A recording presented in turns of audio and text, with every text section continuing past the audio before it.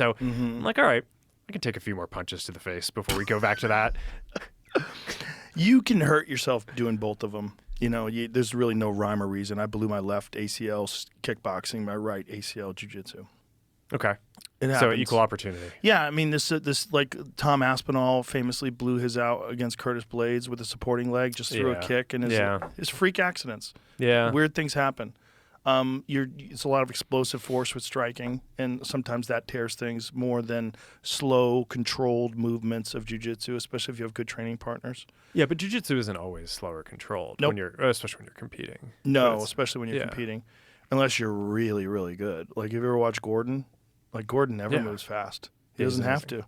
He doesn't have to move fast. He's just always a step ahead of everybody. Yeah. Have you talked to him at all? Oh, yeah. Did you talk to John Danaher? No, I haven't. You need to talk to John. Yeah, Danaher. no, I would be interested. That's in the greatest mind in combat sports.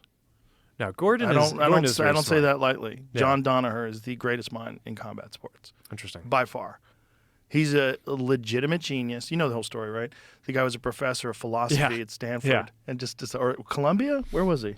I forget. I think Columbia, it was. And then decides, I'm just going to teach jiu-jitsu all day. Sleeps on the mats, teaches all day long. Wears a rash guard anywhere he goes. He's a freak, and he's so fucking smart, like scary smart about all kinds of things. It's not just jiu-jitsu. He's got a memory like a steel vice. Like, he just holds on to thoughts and can repeat them. His recall's insane. He's a legitimate genius that became obsessed with jiu-jitsu. And what he's done with Gordon and with Gary Tonin and, just a series of other athletes is nothing short of extraordinary.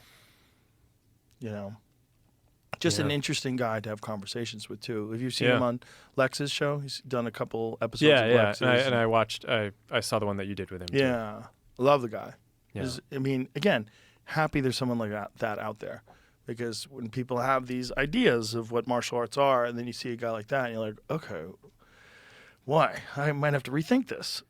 Yeah, there's a whole spectrum of people. Yeah. What has it done in terms of one of the things that a lot of people have said, and I have too, like, nothing turns you into a libertarian quicker than jiu-jitsu. I don't know why that is.